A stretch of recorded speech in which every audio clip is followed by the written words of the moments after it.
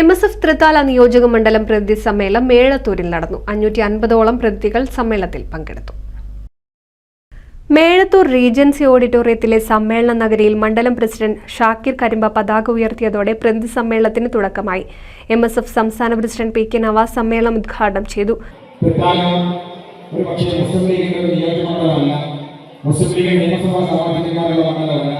ഇവിടുത്തെ പഞ്ചായത്ത് മെമ്പർമാരുടെയോ പഞ്ചായത്ത് പ്രസിഡന്റുമാരുടെയോ എണ്ണം എടുത്താൽ ഏറ്റവും കൂടുതലുള്ളതും ലീഗല്ല. എന്നാൽ ഈ നിയോജക മണ്ഡലത്തിലെ ഏറ്റവും ശക്തമായ വിദ്യാർത്ഥി സംഘടന ഏതെങ്കിലും ചോദിച്ചാൽ ഒരു ഉത്തരം മാത്രമാണ്, അത് MSF ആണ് എന്ന് ഒന്നുകൂടി അടിവരയിടുന്നതാണ് നിങ്ങളുടെ ഈ സമ്മേളനങ്ങൾ ഓർമ്മപ്പെടുന്നത് എന്ന് പറയാൻ ആഗ്രഹിക്കുകയാണ്.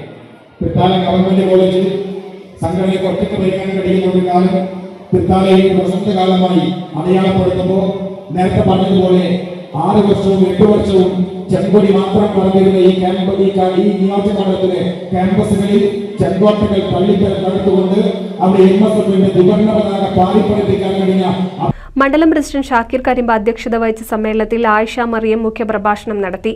PA Salam, SKM Thangal, Aziz, Sharafu Pilakkal, KV Mustafa, TK Chekkutty Sahib, Shakeer Kozhikkara, TK Usama, Shamsudheen Thirumittacode തുടങ്ങിയവർ സംസാരിച്ചു. 550ഓളം പ്രതിനിധികൾ സമ്മേളനത്തിൽ പങ്കെടുക്കുന്നുണ്ട്.